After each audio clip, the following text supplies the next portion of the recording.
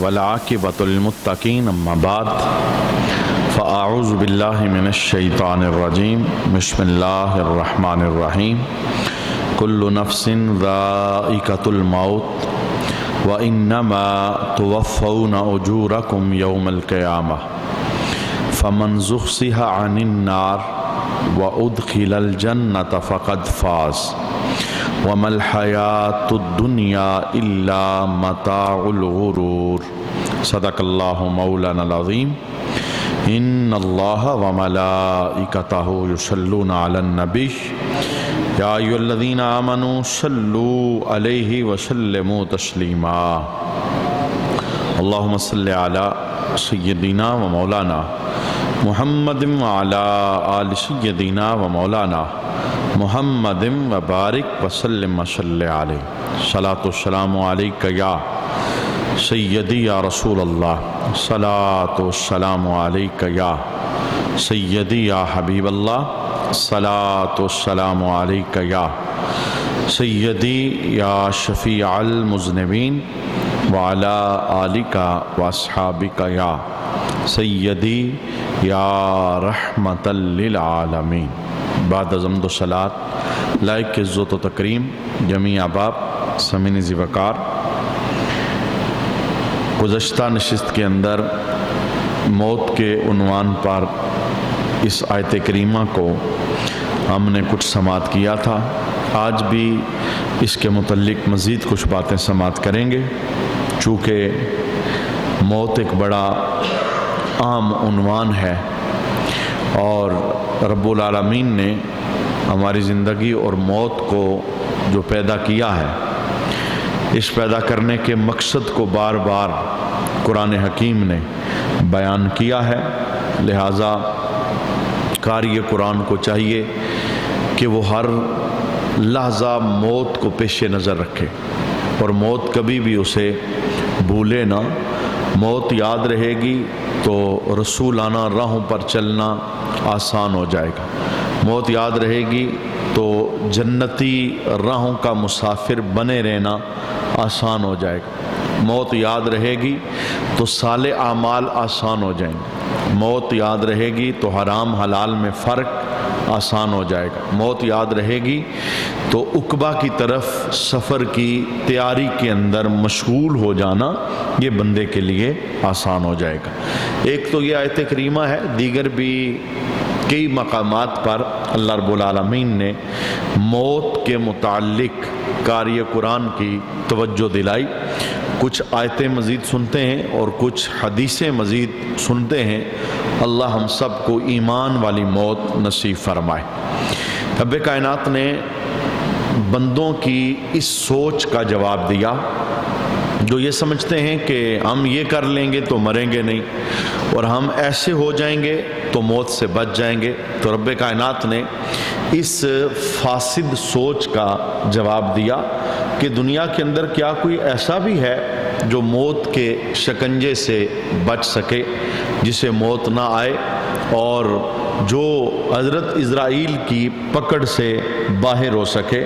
اللہ ارشاد فرماتا ہے اینما تکونوا یدرککم الموت ولو کنتم فی بروج مشیدہ، تم جہاں کہیں بھی ہو موت تمہیں آئے گی اگرچہ تم مضبوط قلعوں کے اندر ہو، یعنی کوئی ایسی جگہ اگر تم بنا لو کہ جہاں کسی کا بھی داخلہ ممکن نہیں، تو اللہ فرماتا ہے کہ اس بند قلعے سے بھی موت سے بچنا تمہارے لیے مشکل ہے، کیونکہ تم جہاں کہیں بھی ہو جدھر بھی ہو وقت موت آئے گا تو فرشتہ تمہیں لینے کے لیے آ جائے گا اور وہ بھولتا نہیں ہے ان ساتوں کو جن ساتوں کے اندر بندہ اس نے اٹھانا ہوتا ہے اور روح اس نے قبض کرنی ہوتی ہے، چونکہ رب العالمین نے جگہ کو اور انسان کے جانے کے وقت کو مقرر کر دیا ہے، کس جگہ پر روح قبض ہونی ہے اور کس وقت روح قبض ہونی ہے۔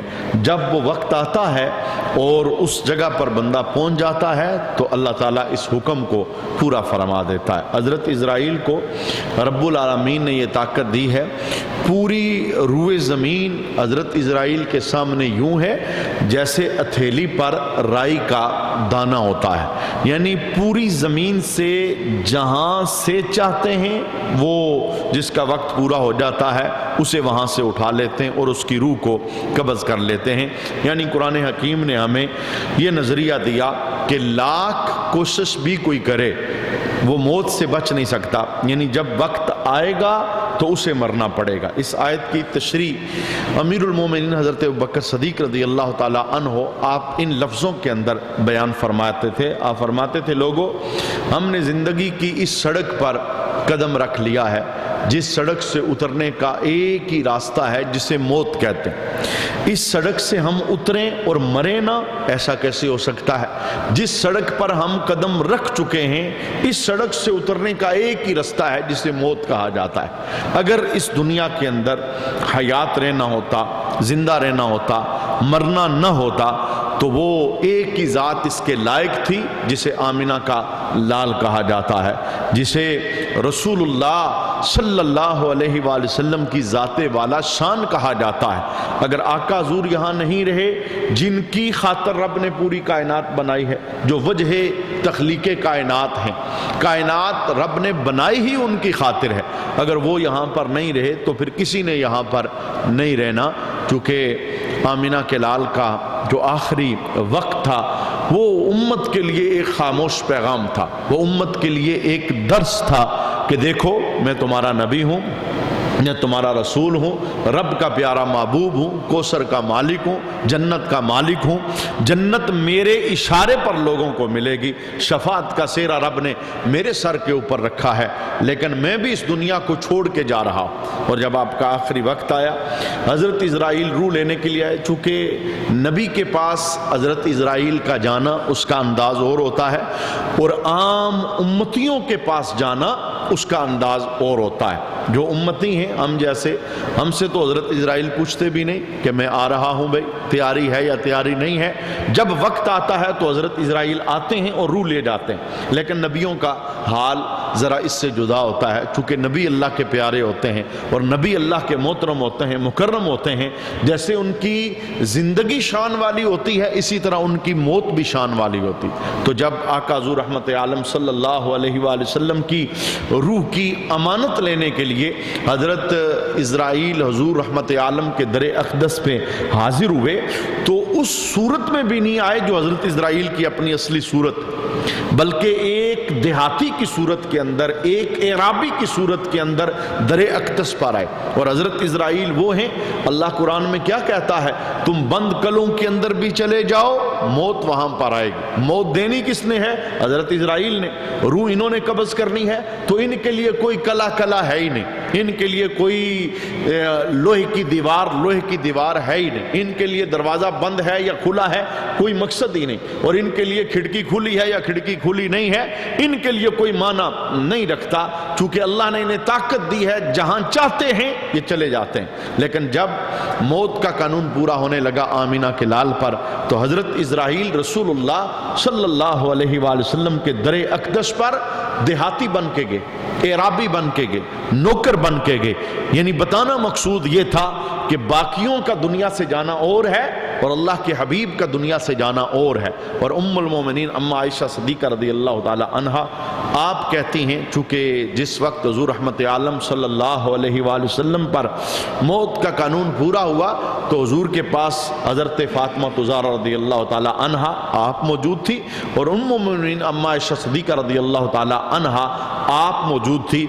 और आखिरी सातों के अंदर रसूलुल्लाह का जो सरे अनवर था अम्मा आयशा सिद्दीक़ा रज़ियल्लाहु ताला अन्हा की वो गोद के अंदर था। इसीलिए आप इरशाद फरमाया करती थी, कहती थी मैं वो खुश नसीब हूँ जिसे रब ने ये एजाज़ अता फरमाया है कि महबूब दुनिया से जाने लगे तो महबूब का लुहाब मेरे लुहाब के साथ एक हो गया। यानी जब हुज़ूर का आखिरी टाइम आया तो पास मिसवाक पड़ी हुई थी, रसूलुल्लाह ने उधर इशारा किया, मैं मिसवाक مسواک کرنا چاہتا ہوں۔ اما عائشہ کہتی ہیں میں نے مسواک کو دیکھا تو سخت تھی، پھر میں نے اپنے منہ کے اندر ڈال کر اسے چبا کر نرم کیا اور پھر رسول اللہ نے اس مسواک کو استعمال کیا۔ یوں آخری وقت کے اندر میرا لعاب اور رسول اللہ کا لعاب ایک ہو گیا۔ اور دوسری آپ اپنی فضیلت کو خود ہی بیان کرتی ہیں، کہتی ہیں کہ میں وہ خوش نصیب ہوں، آمینہ کا لال جب دنیا سے تشریف لے کے جا رہا تھا تو حضور کا سر انور میری گود کے اندر موجود تھا۔ اور تیسری فضیلت آپ اپنی یہ بیان کرتی ہیں، کہتی ہیں کہ میں ہی وہ خوش نصیب ہوں کہ رسول اللہ دنیا سے تشریف لے کے گئے تو اس دن حضور میرے اجرے کے اندر تشریف فرما، کیونکہ اجرے تو اور بھی تھے، ازواج اور بھی تھی، لیکن حضور رحمت عالم کا دنیا سے جو جانا ہوا وہ اما عائشہ کے اجرے میں ہوا۔ اور آج بھی جو روزہ رسول بنا ہے، یعنی نبی کریم صلی اللہ علیہ وسلم کے لیے اور تمام نبیوں کے لیے یہی قانون ہوتا ہے کہ نبی کی جہاں موت ہوتی ہے وہاں ہی نبی کی قبر بنائی جاتی، کسی دوسری جگہ پر شفٹ نہیں کیا جاتا۔ تو چونکہ حضور رحمت عالم پر موت کا قانون اما عائشہ کے اجرے کے اندر ہوا تو اب آپ کی قبر بھی وہیں بنائی جانی تھی۔ تو آج جو روزہ رسول ہے وہ بھی حضرت عائشہ صدیقہ رضی اللہ تعالی عنہا کے اس حجرے کے اندر ہے، یعنی جس حجرے میں رسول اللہ صلی اللہ علیہ وآلہ وسلم کا وصال ہوا۔ تو اس وقت آپ بھی رسول اللہ کے پاس تھی، چونکہ آپ کی گود کے اندر حضور کا سر انور تھا، اور حضرت فاطمہ زہرا رضی اللہ تعالی عنہا وہ بھی پاس موجود تھی۔ کہتی ہیں کہ حضرت اسرائیل آئے باہر، ہمیں تو نہیں پتا تھا اسرائیل ہیں، انہوں نے اپنا تعارف یوں کروایا، دروازے پہ دستک دی، ہم نے دروازہ نہیں کھولا، انہوں نے باہر سے کہا اے نبوت اور رسالت کے خاندان والو، میں ایک دیہاتی ہوں، نبی کریم سے ملنا چاہتا ہوں، دروازہ کھولو میں اندر آنا چاہتا ہوں۔ حالانکہ حضرت اسرائیل کو دروازے کی کوئی حاجت نہیں ہے، کھڑکی کی کوئی حاجت نہیں ہے، اندر آنے کے لیے اجازت بھی ان کے لیے کوئی منع نہیں رکھتی، لیکن انہیں پتا تھا یہ مقام وہ مقام ہے جہاں فرشتے بھی بغیر اجازت کے داخل نہیں ہوتے۔ تو حضرت اسرائیل جس وقت رسول اللہ صلی اللہ علیہ وسلم کے دروازے پہ دیہاتی بن کر اجازت مانگ رہے تھے، اما عائشہ کہتی ہیں کہ ہم نے واپس کر دیا، ہم نے کہا دیہاتی واپس چلا جا، رسول اللہ کی طبیعت ناساز ہے، حضور ملاقات نہیں کر سکتے۔ پھر حضرت اسرائیل واپس چلے گئے، یہ نہیں کہتے میں تو موت کا فرشتہ ہوں، میں تو جہاں آتا ہوں کبھی واپس جاتا ہی نہیں، میں تو لے کے جاتا ہوں، یہ میری رب العالمین نے ڈیوٹی لگائی ہے، یہ نہیں کہتے، بلکہ واپس چلے جاتے ہیں چپ چاپ۔ اور حضرت فاطمہ زہرا رضی اللہ تعالی عنہا کہتی ہیں پھر تھوڑی دیر کا وقفہ لگا کے دوبارہ حضرت اسرائیل دروازے پہ آئے، اور اسی طرح اسی لباس کے اندر، یعنی ایک دیہاتی بن کر دروازے پہ آپ نے دستک دی کہ میں ایک دیہاتی ہوں، رسول اللہ سے ملنا چاہتا ہوں، اندر آنے کی اجازت دو۔ تو حضرت فاطمہ کہتے ہیں ہم نے پھر کہہ دیا کہ حضور کی طبیعت ناساز ہے، حضور ملاقات نہیں کریں گے، تم واپس چلے جاؤ۔ تو یہ نہیں کہتے حضرت اسرائیل میں تو موت کا فرشتہ ہوں، میں آؤں تو واپس نہیں جاتا، لیکن پھر واپس چلے گئے اور تھوڑی دیر لگا کے وقفہ لگا کے پھر تیسری مرتبہ آئے اور دروازے پہ دستک دی۔ اب جب تیسری مرتبہ دروازے پہ دستک دی تو رسول اللہ صلی اللہ علیہ وآلہ وسلم نے آنکھیں کھول دی، اور جس وقت آنکھیں کھولی تو کہا اے فاطمہ، اے عائشہ، جانتی ہو دروازے پہ کون ہے؟ یا رسول اللہ ہمیں نہیں پتا۔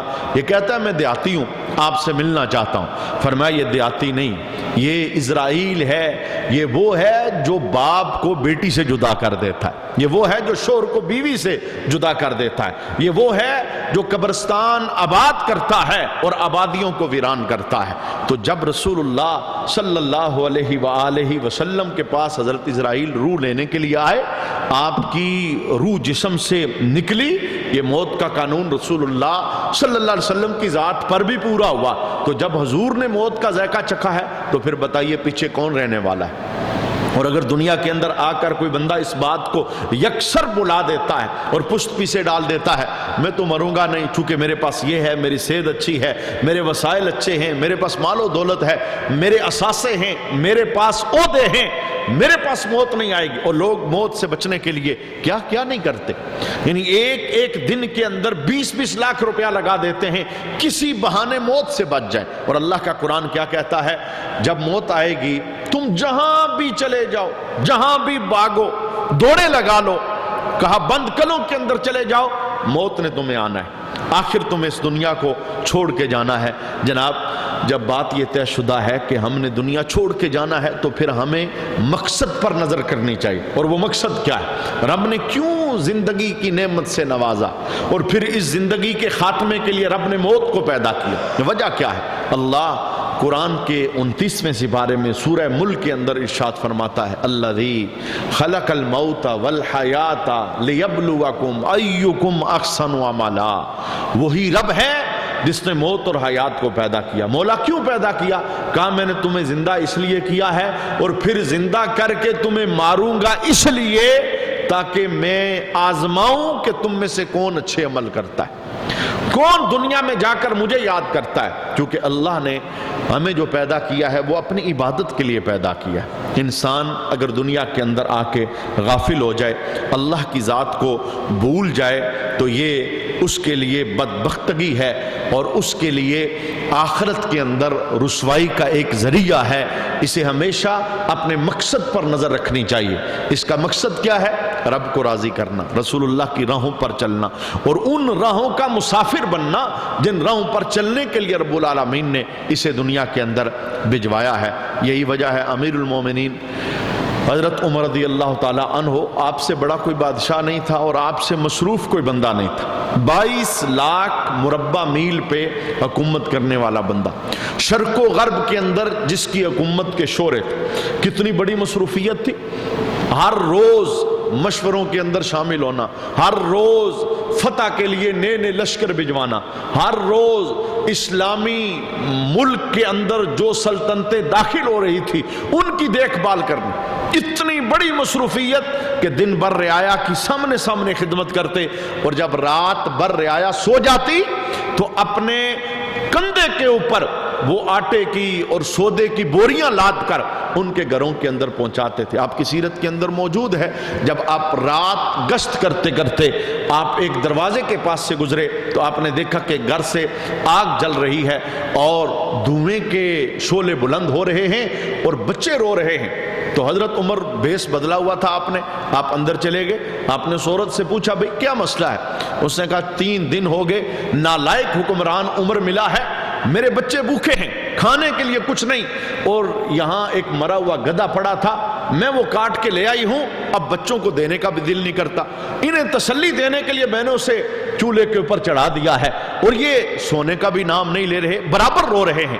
تو جناب عمر کی آنکھوں سے آنسو آگے، آپ نے بیس چونکہ بدلا ہوا تھا، آپ نے کہا اسے اتار دے اور تھوڑا انتظار کر۔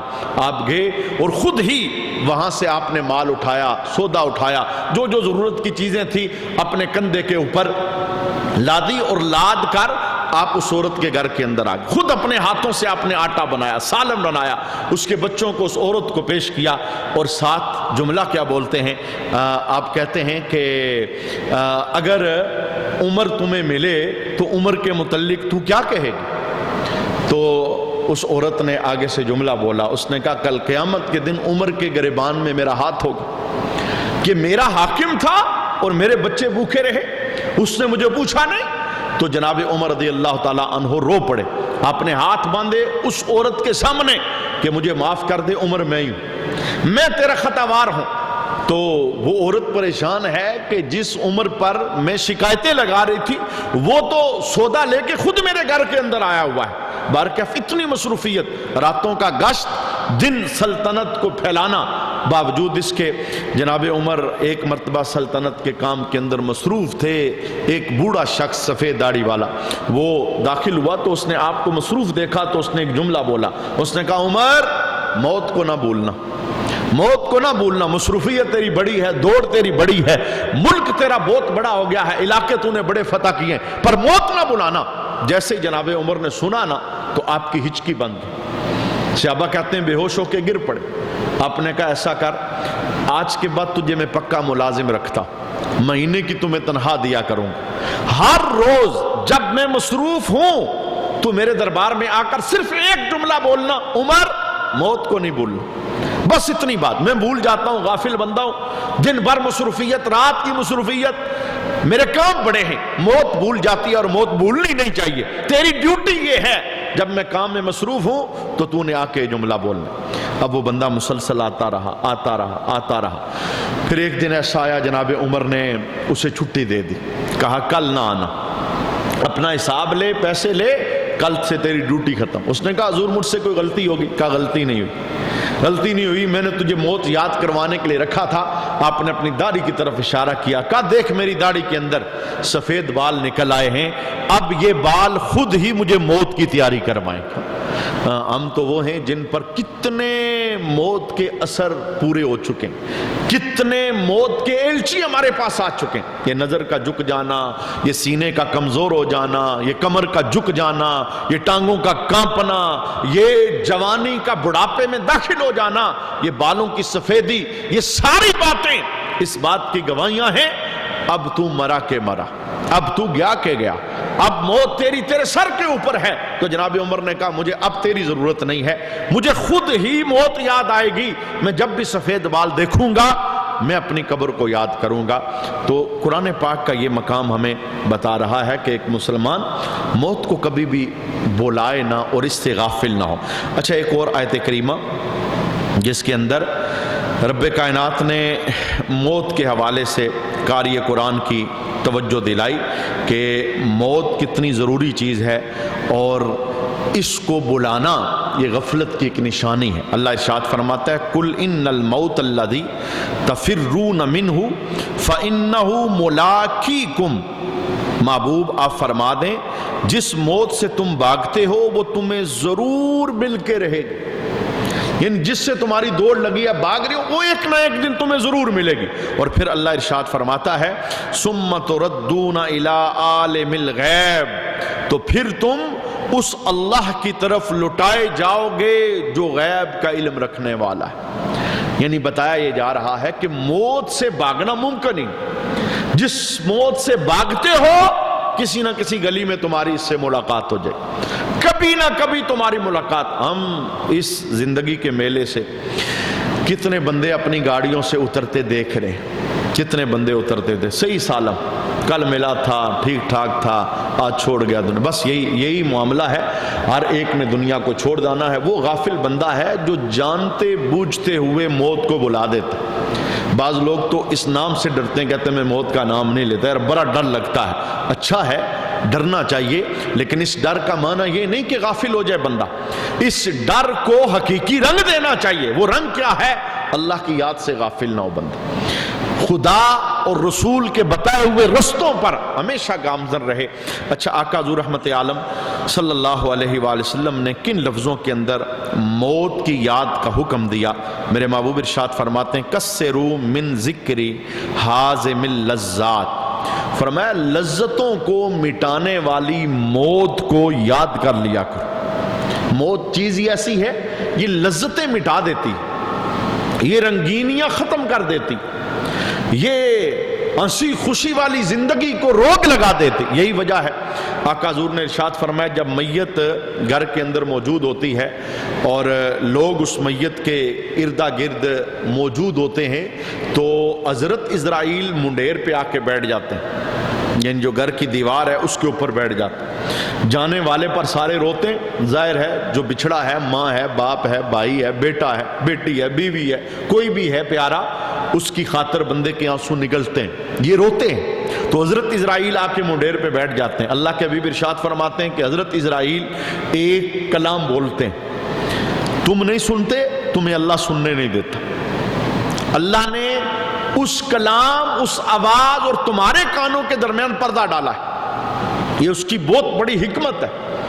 اور پردہ کیوں ڈالا ہے اس کی وجہ بھی حضور نے بیان فرمایا کہ حضرت اسرائیل منڈیر پہ آ کے بیٹھتے ہیں اور کیا کہتے ہیں؟ کہتے ہیں رونے والے، اے جانے والے کے غم میں آنسو بہانے والے، سن میرا اس گھر میں کوئی آخری چکر نہیں، میں تیرا بھائی لے گیا، تیرا باپ لے گیا، تیری ماں لے گیا، تیرا بیٹا لے گیا، سن میرا اس گھر میں آخری چکر نہیں، میں تب تک آتا رہوں گا جب تک ایک بھی زندہ اس گھر میں موجود ہے، جب تک ایک بھی زندہ اس گھر کے اندر موجود ہے۔ یہ موت کی تیاری کے بہت سارے احوال ہیں، ان میں سے ایک حال یہ ہے، یہ موت کا چھوٹا سا سامان ہوتا ہے، موت کے لیے مرنے کے بعد عام طور پہ خریدا جاتا ہے، کفن اس میں سر فہرست، کفن خرید کے بندہ رکھ لینا تو بڑی یاد آتی ہے بندے کو موت کی، اور انسان بھولتا نہیں، چلتے پھرتے جب کبھی اس باکس پہ نظر پڑے گی جدھر کفن رکھا ہے اور وہ موت کی تیاری کا کچھ سامان رکھا ہوا ہے، تو انسان کو قبر یاد آئے گی، آخرت یاد آئے گی، فکر کا جو پرندہ ہے وہ پرواز کرے گا کہ مجھے اس جگہ کی تیاری کرنی چاہیے۔ ویسے تو کوئی پتہ نہیں نصیبوں کے اندر کیا ہے، لیکن یہ بھی تیاری کا ایک ذریعہ ہے، یہ بھی آخرت کی تیاری کا ایک ذریعہ ہے۔ تو اللہ کے حبیب نے ارشاد فرمایا کسروا من ذکر حازم اللذات، لذتوں کو توڑ دینے والی موت کو یاد کیا کرو۔ اور ایک دوسری حدیث ہے، ام المومنین اما عائشہ صدیقہ رضی اللہ تعالی عنہ نے رسول اللہ کے دربار میں پوچھا کہ یا رسول اللہ، کوئی ایسا بندہ بھی ہے جس کا عشر شہیدوں کے ساتھ ہو؟ کیونکہ شہید کی حضور نے بڑی فضیلت بیان فرمائی کہ خون کا قطرہ بھی زمین پہ نہیں گرتا، اللہ اس کی بخشش کر دیتا ہے۔ تو اما عائشہ کہتی ہیں میں نے پوچھا رسول اللہ کے دربار میں یا رسول اللہ، کوئی ایسا بندہ بھی ہے جس کا عشر بزم عشر کے اندر شہیدوں کے ساتھ کیا جائے، وہاں اس کا مقام مرتبہ ہو؟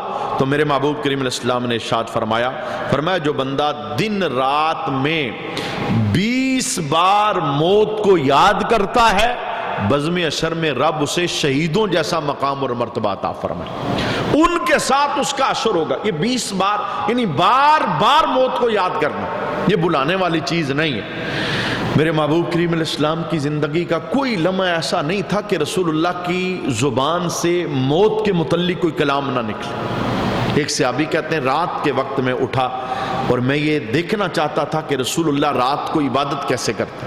کہتے ہیں میں جب رات آقا حضور رحمت عالم صلی اللہ علیہ وسلم کی عبادت دیکھنے کے لیے مسجد کے اندر گیا، چونکہ حجرے وہاں بنے تھے، آج بھی حضور کا جو روضہ ہے دروازہ لگا ہے، وہاں سے نکل کے جو مسجد کا حصہ ہے وہی مسجد کا پرانا حصہ تھا۔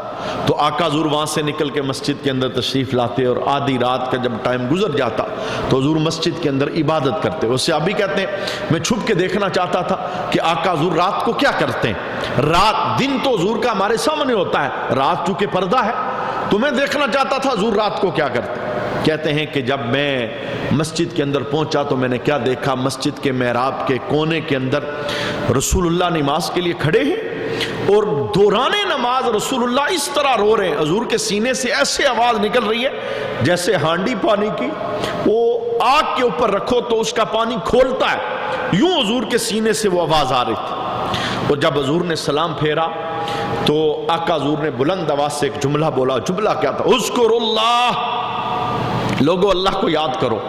اور ساتھ کیا بولا؟ یعنی وہ تنہائی کا ٹائم تھا، رات کا ٹائم تھا، دنیا تو ساری سو رہی تھی، یہ کہتے خالی میں دیکھنے آیا تھا حضور کرتے کیا۔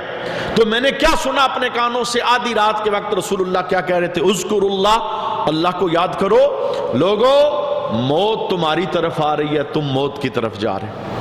یعنی یہ کلام تھا آدھی رات کے وقت۔ منع کیا تھا؟ کہ دن کے اکثر حصے کے اندر، رات کے اکثر حصے کے اندر موت کو پیش نظر رسول اللہ رکھتے، یاد کرتے اور امتیوں کو بھی حکم دیتے کہ میرے غلاموں موت بلانے والی چیز نہیں۔ یہی وجہ ہے رسول اللہ صلی اللہ علیہ وآلہ وسلم کے دربار کے اندر مسجد کی طرف حضور تشریف لے کے جا رہے تھے تو آپ نے ایک ایسی جماعت کو دیکھا جو اونچے اونچے کہہ کے لگا رہے تھے، یعنی لوگ ایک جگہ جمع تھے، ہنسی اور میلہ اور کہہ کے وہاں لگ رہے تھے۔ تو رسول اللہ نے ان کے پاس سے گزرتے ہوئے کیا جملہ بولا؟ حضور نے فرمایا لوگوں موت کو یاد کرو، رب ذوالجلال کی قسم جس کے قبضہ قدرت کے اندر میری جان ہے، جو میں دیکھ کے آیا ہوں اگر تم دیکھو تو زیادہ روو اور کم ہنسو۔ تمہیں تو پتہ ہی کچھ نہیں، تم نے دیکھا کچھ نہیں، اور میں معراج کی رات سب کچھ دیکھ کے آیا۔ میں نے جہنم کے شعلوں کو دیکھتا ہوا دیکھا ہے، میں نے جہنم کے عذابات کو دیکھا ہے، میں نے موت کی سختیوں کو اپنی نگاہ سے ملاحظہ کیا۔ جو میں دیکھے آیا ہوں اگر تم دیکھتے تو تمہاری ہنسی ختم ہو جاتی۔ بے شمار لوگ ایسے ہیں۔ امام زین العابدین چونکہ آپ نے کربلا کا سارا منظر اپنی نگاہوں سے دیکھا تھا، اپنے بابا کی کٹی گردن، علی اصغر، علی اکبر، جناب عباس، 72 شہداء، پھر اسیر زندگی آپ کی سنگلوں کے ساتھ آپ کو باندھا جانا، یہ ساری چیزیں آپ کے سامنے تھی۔ اور کہتے ہیں کہ امام زین العابدین جب مدینے کے اندر آئے تو بعد والی پوری زندگی کبھی کسی نے امام زین العابدین کو ہنستے ہوئے نہیں دیکھا۔ یعنی جب غم ہوتا ہے نا وہ مسکراہٹیں خود بخود چھن جاتی۔ وہ انسان اصلا بھول ہی جاتا ہے۔ اس لیے اللہ کے حبیب نے فرمایا تم نے تو دیکھا ہی کچھ، تمہاری نگاہوں میں پردہ ہے، میں دیکھ کے آیا، جو میں نے دیکھا ہے اگر تم دیکھ لیتے تو تمہیں ہنسی بھول جاتی۔ تو لہٰذا انسان کو زندگی کے اندر ایسے اوقات متعین کرنے چاہیے جن کے اندر وہ تدبر کرے۔ یہ جب ہم جنازے کے ساتھ ہوتے ہیں تو جنازے میں سنت کیا ہے، یعنی جب ہم جنازے کے ساتھ چل رہے ہوتے ہیں تو جنازے میں سنت کیا ہے؟ یہ جو کلمہ جنازے کے ساتھ پڑھا جاتا ہے، ذکر کیا جاتا ہے، یہ علماء نے اس لیے رائج کیا کہ ہمارے دور کے اندر غفلت ہے، لوگ جنازے میں بھی سیاست کی باتیں کر رہے ہوتے ہیں، گپ شپ لگا رہے ہوتے ہیں، جنازے میں بھی جھوٹ فراڈ یہ جاری ہوتا ہے۔ تو اس کے پیش نظر علماء نے کہا یار ذکر کرو تاکہ ان کی توجہ اللہ کے ذکر کی طرف ہے۔ لیکن سنت کیا ہے؟ سنت یہ ہے کہ جب کسی جنازے کے ساتھ جاؤ اے تدبروا و تفکروا، یعنی جنازے میں چلتے ہوئے تدبر اور تفکر موت کا کرو، تمہاری سوچیں ادھر جائیں کہ کسی کو میں نے کندھے پہ اٹھایا ہے، کل مجھے بھی کوئی کندھے پہ لے کے جائے گا۔ جب قبر پہ مٹی ڈالو رسمی طور پہ نہیں، یہ تصور بناؤ کسی پر میں مٹی ڈال رہا ہوں، کل یہاں میں لیٹا ہوں گا کوئی مجھ پہ بھی مٹی ڈالے۔ اور اگر کبھی ایسا نصیب ہو جائے کہ کسی مردے کو قبر میں اتارو تو یہ تصور بناؤ کہ آج میں اسے اتار رہا ہوں، کل کوئی باندھ کے مجھے بھی یہاں اتارے گا۔ یہ وہ تصور ہے جو انسان کی زندگی بدل دیتا ہے۔ یہی وجہ ہے حضرت عثمان غنی رضی اللہ تعالیٰ عنہ آپ جنازوں کے ساتھ جاتے تھے، کتنا تدبر تھا، کتنا تفکر تھا، آپ کے ہاتھ میں کپڑا اور آپ دامن چھپا کے رویا کرتے۔ اور جو باہر سے آنے والے لوگ تھے وہ سمجھتے تھے مرنے والا بڑا سگا ان کا رشتہ دار، وہ بعد میں لوگ آپ سے تعزیت کرتے، کہتے یہ آپ کا کیا لگتا ہے؟ کہا مسلمان بھائی تھا میرا اور کوئی اس سے رشتہ داری نہیں۔ کہا آپ اتنا رو رہے؟ کہا میں تو اپنی قبر یاد کر کے رو رہا، کیونکہ میں نے رسول اللہ سے سنا ہے آخرت کی سیڑھیوں میں سے سب سے پہلی سیڑھی قبر ہے، جو یہاں کامیاب ہو جاتا ہے ہر جگہ پہ کامیاب ہو جاتا ہے۔ یہی وجہ ہے رسول اللہ صلی اللہ علیہ وآلہ وسلم کے سامنے ایک بندے کا تذکرہ کیا گیا، صحابہ نے اس کی بہت تعریف کی، ایسا ہے ایسا ہے ایسا ہے ایسا ہے۔ تو حضور نے ساری تعریف سننے کے بعد کہا بھئی جس بندے کے متعلق تم بات کر رہے ہو وہ موت کا ذکر بھی کرتا ہے کہ نہیں؟ کبھی تم نے سنا ہے اس کی زبان سے کوئی موت کی بات، کوئی قبر کی بات، کوئی اشر کی بات، کوئی خوف ڈر، یہ بھی کبھی سنا ہے؟ صحابہ نے کہا حضور ہم نے یہ تو کبھی نہیں سنا، یہ خوبیوں اس میں ہیں۔ تو اللہ کے حبیب نے کیا کہا؟ حضور نے فرمایا پھر وہ ویسا نہیں جیسا تم کہہ رہے، کیونکہ جسے موت یاد نہیں وہ تعریف کے قابل کیسے ہو سکتا؟ تو قرآن پاک کا یہ مقام کل نفس ذائقۃ الموت، ہر جان موت کا مزہ چکھنے والی ہے۔ جب ہمارا آخری ٹائم آ جائے اللہ ہمیں بھی ایمان والی موت عطا فرمائے، اور رسول اللہ کے صدقے میں اللہ ہمیں کلمے والی موت عطا فرمائے، اور ایمان والی زندگی اور ایمان والا دنیا سے جانا نصیب فرمائے۔ وما علینا الا البلاغ المبین۔